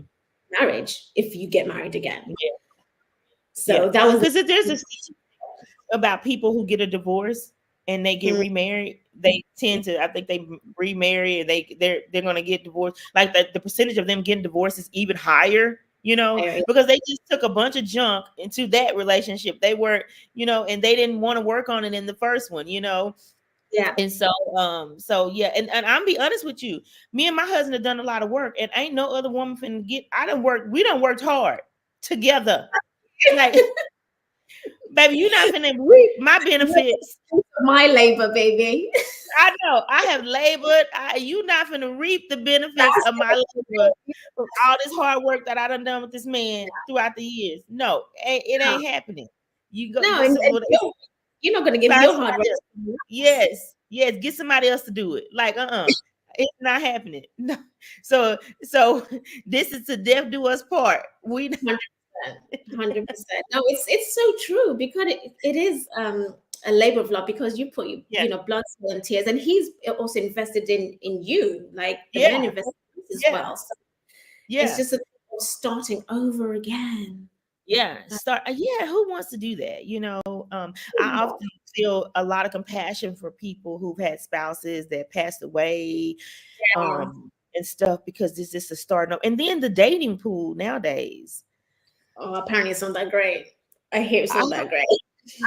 yes, and the story. I'm like, oh, yeah. And so, but I do know. Like, I remember earlier you said if you had been married to somebody else, it probably wouldn't work. I feel the exact same way. I just feel like the Lord, the husband that I have, that's my person, right? He Yeah. is my person. Nobody would understand and love me and be as compassionate and kind and patient with me as he is. I mean, he gets me, and so I'm compassionate for people who want to be in a relationship and they're single, or like I know a lady who her spouse passed away, um Mm, just suddenly, and they were just in love, and I'm like, man, my heart goes out to her. And so she's dating again, but my heart goes out to her because that's tough to start over again, especially in this day and era yeah. where anything goes, but I also trust that the Lord will, he knows all the pieces to put. But yeah, nobody is gonna reap the benefits of what I've what I've labored for 20 some No. years. Mm-mm. No, honestly, no. It is the labor of love, isn't it? And Yeah. you have to just keep putting in the work. Yeah, you have to keep That's putting what in. you have. and to do. And even in actually talking about marriage, like who are you surrounded by? Because a lot Yeah. of times I know that can play a part in, yeah, in whether your marriage thrives or not. Yeah. Relationships are huge. I always tell people that I have two things. I have deep water friends, but I describe it as I have the outer court, back to the outer Yeah. court, the inner court, and the holies of holies, right? Mm, So the holies of holies are those people who I can be completely 1000% vulnerable and honest with and share everything with them. They are the holies of holies. Me and Shamara can take our junk to them and with no judgment, they see us, they love us, they walk with us, and they just want to do life with us, right? And yeah. then we have the outer courts. Those are those relationships where we're not as we don't share as much intimate things, you know what I'm saying? Like they're because maybe they're our friends and we just want to hang out, you know what I'm saying? We don't want to get deep with them, you know what I'm saying? And then that's the inner court. And then the outer court are people who we may not really know as well, but they're, we go to church with them, we see them, you know what I'm saying? We can be relational with them. We may, have a dinner here or there, but then that holy of holy, those deep water friends, they're Mm, going to go with you. They're going to swim in the depths of the water with you. And we yeah. right now, we have three of them, right? We have three couples So in our how many have we got? yeah, we have three couples in our lives. Our best friends, Billy and Isaiah, they're our best friends, right? We can shoot the breeze. We talk crazy. We laugh. We cut up. We hang out. We can do whatever. And Yeah. then we have our couple. They're our pastors now. They weren't our pastors. We would just serve them. We're willing to have them forward. The same with them. They're more mature than we are, and Right. seasoned than we are. So we may not cut up as bad, but we cut up in it. We still cut up. But they're our pastors, and so we look to them. Just for the word. I mean, they're gonna. We can talk about the word of God with them as we can with all these couples, but they can teach us. We learn from them. The word and all those things. And then we have Miss Jackie and Mr. Ernie. And Mr. Ernie is my husband's mentor, and Miss Jackie is a mentor for me. And they'll get in the thick. I mean, we had some stuff last year going on with Princeton, and they came over here on an emergency counseling session. Like, hey, let's have a emergency family counseling session. And so these are people, and I like to, I like to have those people, in our lives, but these are also people that we've done life. This didn't happen overnight. They Mm, they didn't become these deep water friends overnight, right? We it took time, yeah. and so finding your tribe takes time. And then you could think you found your tribe, and then you realize, oh, we're not that compatible, right? um Right. I have a best friend that she's now a single mom. She's divorced. But I remember back years ago when we became best friends, the Lord told me she's my friend. We were at church, and I said, I was so awkward. I said, God told me you were my friend. We were supposed to be friends. And so she was like, okay. So we exchanged numbers and we became friends, and we literally are best friends, right? That's And nice. so love each other. I mean, like, it's been years now. I mean, it's been 20 years since then.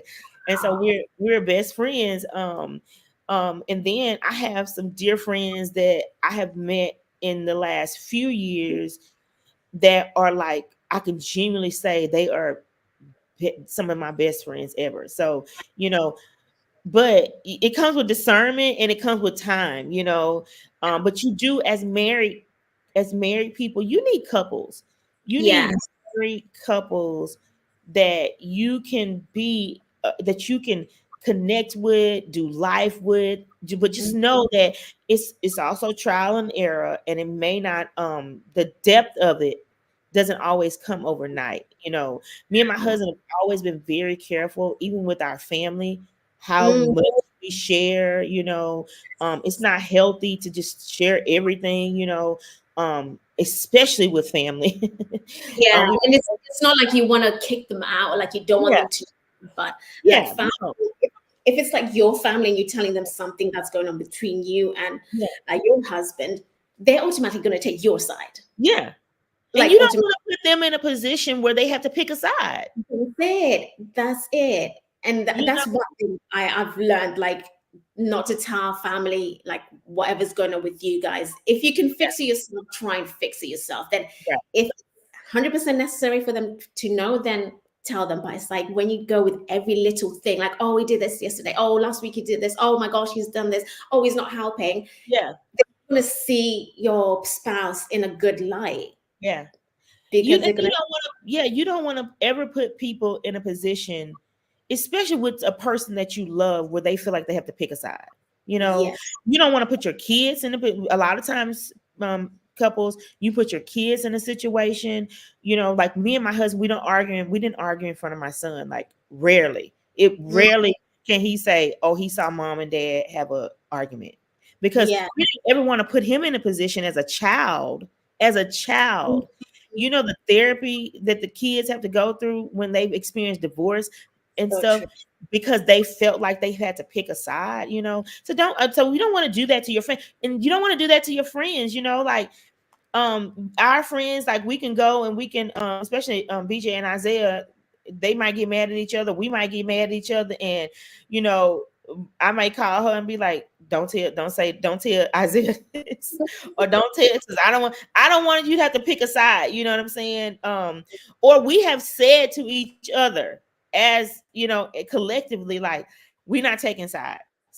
We'll Yes. listen, but That's we're not taking sides. that's We're it. And not you taking want people sides.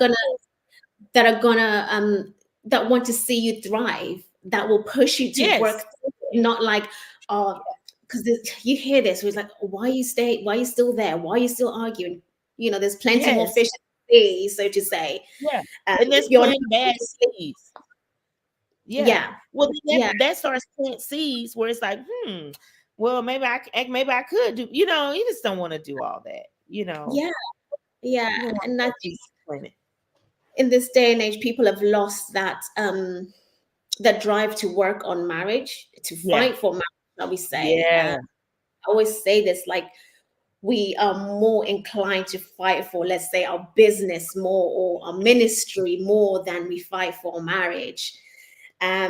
Like, we feel like our partners are replaceable, but we feel like our jobs are not replaceable. Whereas Yeah. on a job, your boss can replace you in an instant, Right. you know? And the family is the single most important unit, Mhm, system, whatever you want to call it. The mhm. family in this earth, in this world, the family unit is the most important, right?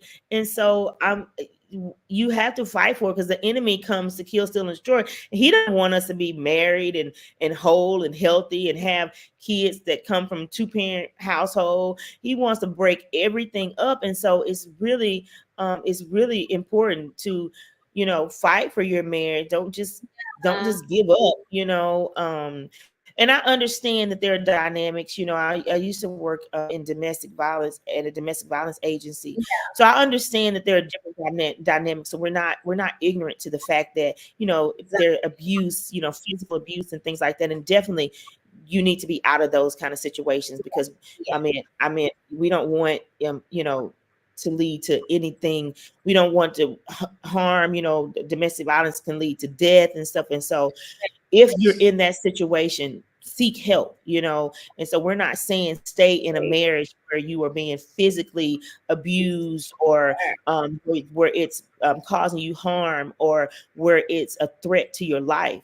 Yeah. But what we are saying is that when it's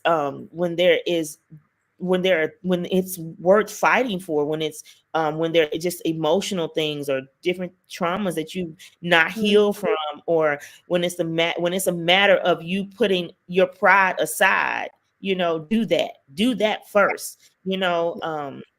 and work on it, when there are children involved, and that your children are being affected by the state of your marriage, you know Yeah. s- make your children feel seen. Work on that, work Yeah. on fighting for the health of your children, their mental health, their emotional health, so they can grow up and be, productive citizens in society, because emotionally, they're going through too, in the marriage. So we're saying fight from a healthy standpoint, but again, if you are experiencing physical, or your life is being threatened, hey, you need to run for the border, you know. That's it. No, thanks for saying that, because a lot of people do then put that, oh, what about if I'm being abused? This Yeah, is not what we're talking about. We're talking about a loving relationship that's yeah, just experiencing some turmoil of some sort, some yeah, difficulty. yeah, That's it. But and I think sometimes people don't realize how divorces can affect children. And I don't mhm, even think science can probably say why it does affect children the way it does, because like now we're hearing a lot of stories of people coming out and they're saying, oh, this, the divorce that happened to my parents when I was 7 8, that's affected me. yeah, I've gone through therapy, and this is what it is. This is where my personality stems from. This is why sometimes I get snappy over something, whatever it may be. yeah. But it really does affect It does. Well, just children. just think about it. A child that, you know, for 7 or 8, 10, 15 years of their life, they knew it was this way, you Yeah. know, and then all of a sudden Mhm. it's not that way. And a lot of times what happens is divorcees, they they wait to the last minute to tell the children, right? We want to Mm, hide. So the child never even knew that there was something wrong. And so mm, then their life has been in the formative years. So you go through, so in the formative years of their lives, when they are building attachments, which, yeah. in the beginning years of a child's life, they're building their attachments, which determine how they respond in every relationship moving forward in their Mm, life. Whether it's a work relationship, whether it's a parenting relationship, whether what they're building these attachments that are the basis of how they respond to life. In their formative years, the attachments that they built, and then if parents come to them and say, okay, we're getting divorced, to that child, everything that they thought they knew, what they thought was real, is now not real. It's like it's not real. And so they often, and then they go unaddressed. The spouses get a divorce, then you have spouses that they will use the kids as leverage in the divorce. um mm, a lot of times they'll use them, and it's like a tug of war thing, or and so they're using them as leverage in the divorce, or, oh, I'm gonna prove to him he's so, it's like the kid is in the middle, and it's like being tug, and they don't know how to process it because their brain is still being formed. Their brain has not fully formed. And so by the time they become an adult and their brain is formed, they realize that they have fragmented pieces of themselves that have been, and these fragments have come from the past. And so they're 20, 30 years old, they done got married and realize, oh, or they're in relationships and saying, why am I not thriving on my job? And why am I not thriving in relationship? Because they never dealt with these fragmented pieces of themselves that they didn't even know how to deal with, right? Because they were kids. And so, and when people are going through divorce, 9 times out of 10, divorce, God doesn't, he doesn't like divorce, right? mm. Period. But 9 times out of 10, the divorce ain't healthy. So you Yeah. don't have those people, or there's some kind of financial issue. So financially, they can't pay for counseling and all those things. So they don't bring the kids into the divorce in a healthy way. And so many different dynamics that happen with divorce, and how it's dealt with, and how people deal with it later on in life. So many different dynamics happen. And so Mm, yeah, it affects people at a soul level. Divorce affects you at a soul level, just like sex affects you at a soul level. When you take, what God put together, let that covenant that you made, to death do us part. Yeah, You yeah. made that covenant to death do us part. Anything and anybody that you formed in that covenant, your children, they are experiencing the death. Divorce is like a death. They're Mm, experiencing that too, and it's going unaddressed. You yeah, know, it usually goes unaddressed, and so it's affecting, just like the spouses. It affects our kids. It affects children at a soul level too, for years beyond what we can imagine. I've heard people in their 30s, dealing with the divorces of their parents. fun. You know, Wow. Oh, that is a lot. I yeah. really just want you to, if there's anything on your heart that you want to share that maybe you've seen as you're talking to other couples that you may want others to know about before we close this off, Yeah, please share that with yeah. us. Yeah, I have this little my thing this time is, well, this year we just been focusing on intimacy and intimacy with your spouse.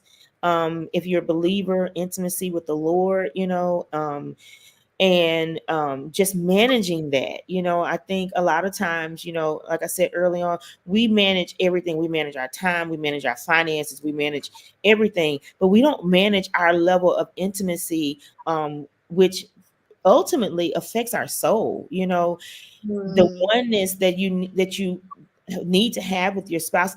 We experience so many couples that are not coming together, or not being intimate, or not experiencing intimacy, and I feel like it's like a epidemic, like what is happening here. But really just take some time, even, just to, I believe in sitting down, writing out things like, what does that look like for you. On my page, I have this little ebook that's on my page that you can go check that out, and it helps you map out your intimacy goals, for you, for your spouse. It helps you actually open the conversation up. For some people, it's really hard to open the conversation up and talk about it. It helps you mhm. open up the conversation and talk about intimacy and what that looks like, for you.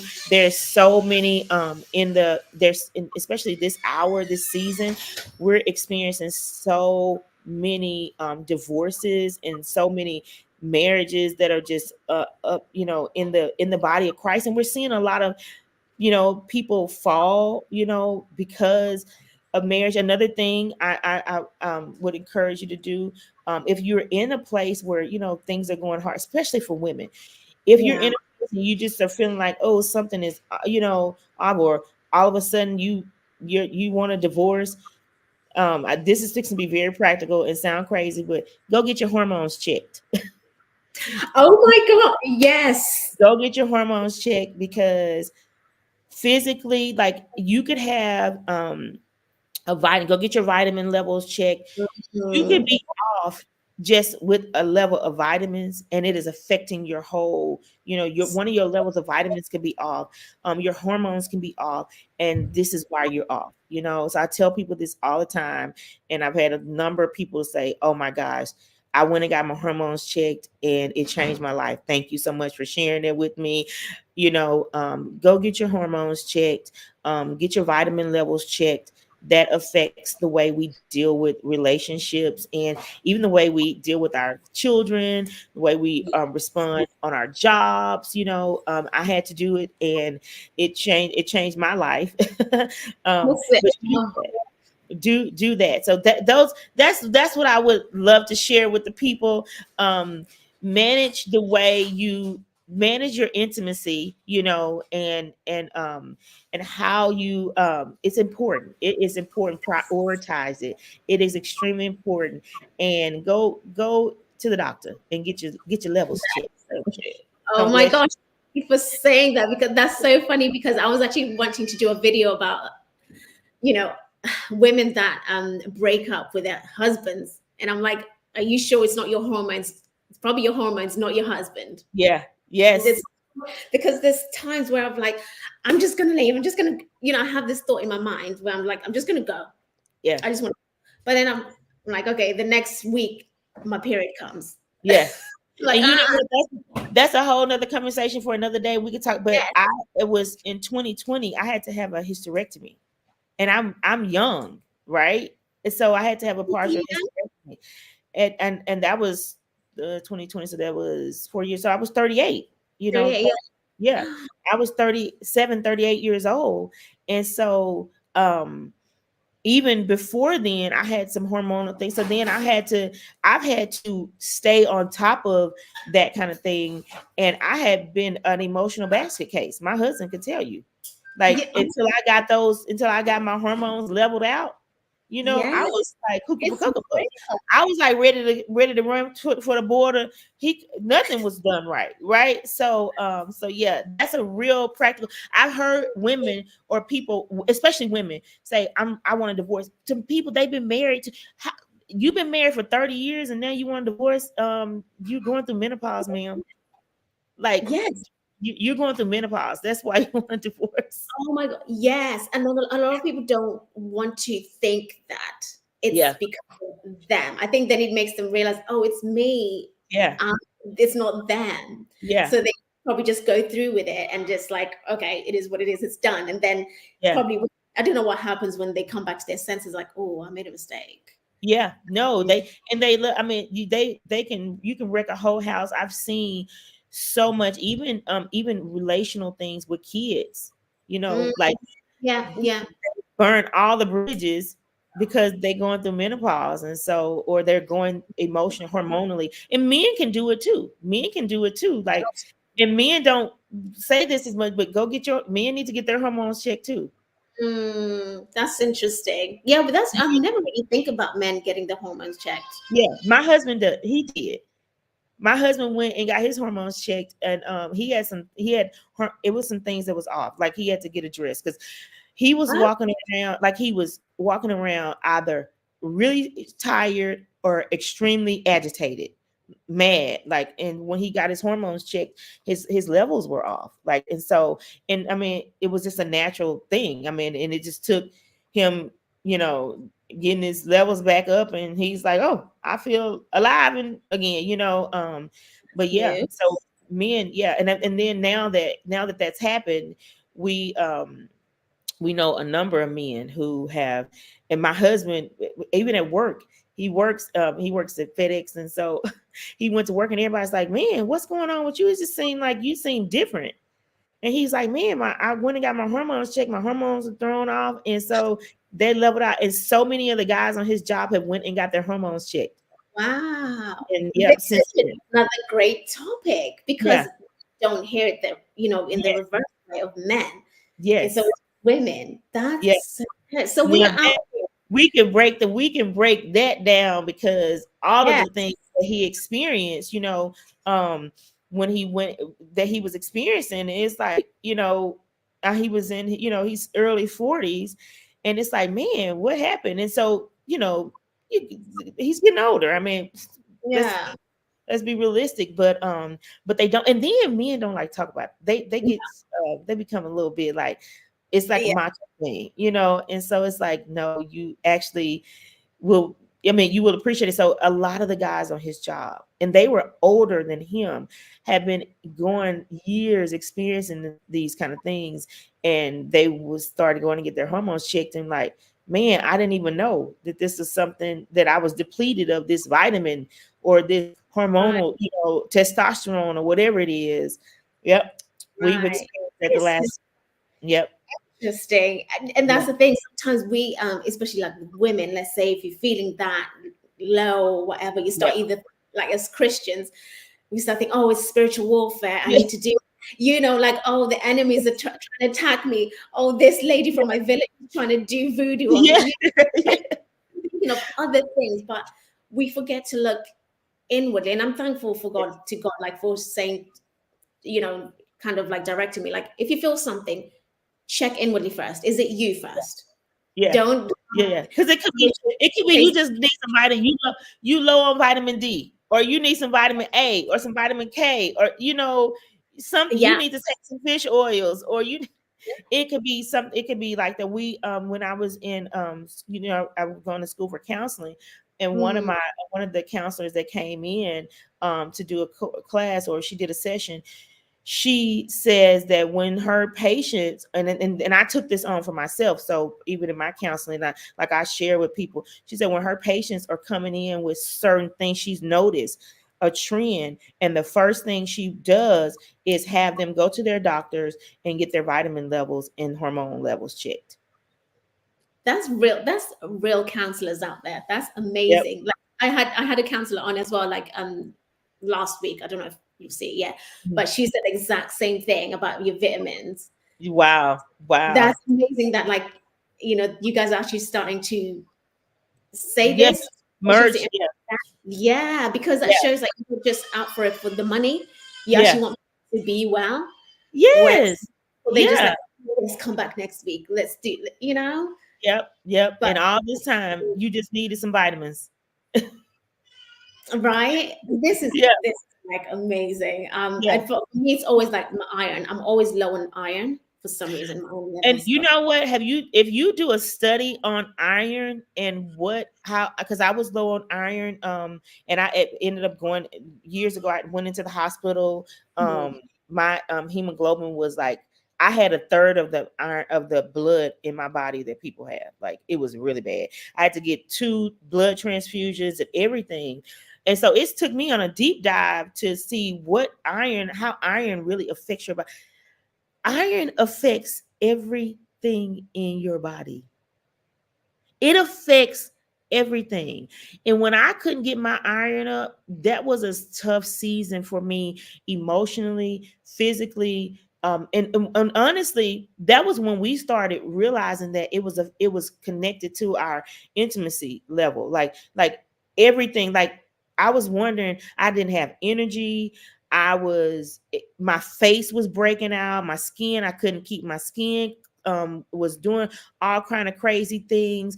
My limbs in my body were like tingling. I would have weird things happening in my arms and my legs, and discolorate my skin color was discolored. um and my hair was, it Yes. literally, Yeah. your iron affects everything in my teeth, my I was always like sensitive in my teeth. It was, but I didn't know what it was until Wow. I went to the doctor, and he did a thing, and then I went to the doctor, and he did a blood check on me, and then they called me back and they said, you need to go straight to the hospital. They were like, Whoa. don't pass go, have somebody drive you to the hospital. um I was at the doctor. He said, I need you to go across the street, because the hospital's across. He said, he said, promise me you'll go, or else I'm going to take you in an ambulance. And I said, I promise you I'll go. And girl, I went home and changed clothes. And I called my friend who was she's a nurse, but she was a nurse. And I told her what my hemoglobin level was. And she said, what?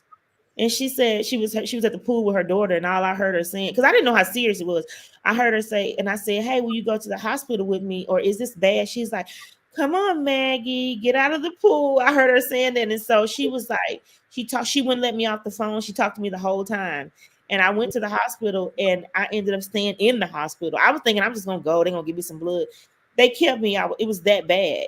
So iron, do a deep dive study on iron Well, and what it affects. It affects your indigestion. It affects so much stuff. a lot. Yeah. Wow. Okay, so first things first, then if you're feeling off, take your vitamins. Yes. Yes. Yes. Take your Wow. vitamin. Yeah. Well, this Goodness is me. fun, Sharon. It really has. I've learned a lot. I think this one I'm going to definitely watch back because I need some pointers in there because, Yeah.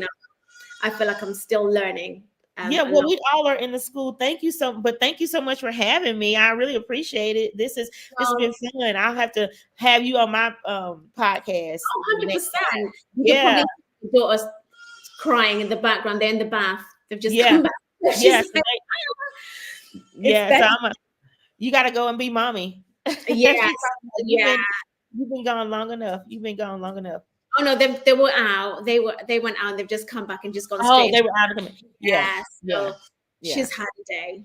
Yeah. Had a Well, day. my husband, he was back and forth at one point with the dog, and I'm like, stop. He's taking a like. That's Don't the you thing see? with life, isn't it? It's like it's quite difficult, like when people come in and out. But that's the beauty of it. That's real Yeah, life. yeah. That's Yeah. real life. That's real life. We don't Yeah. have a child, but he's with our puppy is like a child. He's like, yeah, Yeah. he's been trying to get in. He's been trying to get in here since I've been on, just because he know he is like, oh, I can't come in there. Like I'm gonna try. Yeah. So Oh no, yeah, it's been lovely having you, yeah. honestly. Well, thank you So for much so for much your for having wisdom. me. I'll try and get you again because I feel like Yeah, there's so much more that we need to talk about yeah, on the front, on the marriage front, yeah, because I think people do need help. Maybe I might do this like real life. I don't know. yeah, Let me know, guys, what you think. Whether we can do this as a real life, so that you can fire some questions out to Mellony as well, and then yeah, instant answers, because that'll be a great way for us to connect with other people, other yeah. married It would be. as well. I love that. I love Yeah. that. Let's do it. So let us know in the comments what you think. But I'll put everything, all Melanie's information in the description box. If you want to just go and have a chat with her, any questions, you can go and connect with her as well. Yeah. Yeah. All Well, thank right. you for being here, not for having me, but thanks for No, being here. thank you for having me. All right. I'll speak to you soon. Okay. All Bye, righty. everyone. Bye.